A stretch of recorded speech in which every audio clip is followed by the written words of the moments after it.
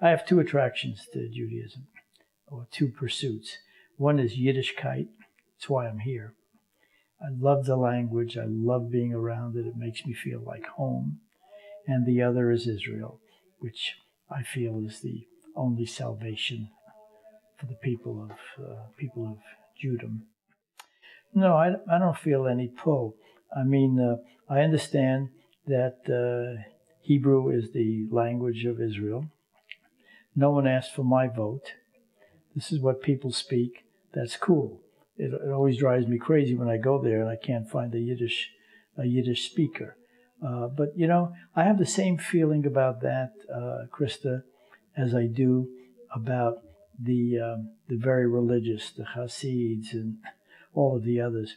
I don't identify with them. I don't like a lot of their values. A lot of it is repugnant to me.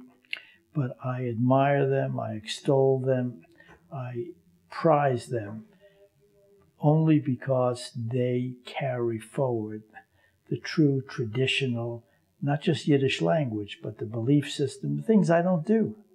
They are the flag bearers of that.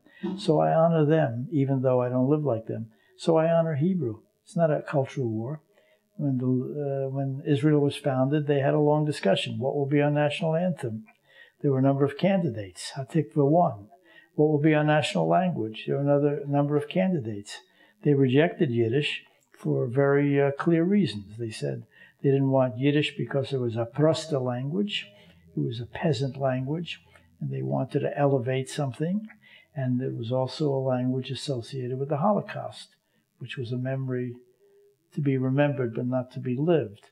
So I have no quarrel with that. I don't think Israel has to perpetuate the language. I think we have to perpetuate the language. I don't put it on them, and it's not conflictual to me.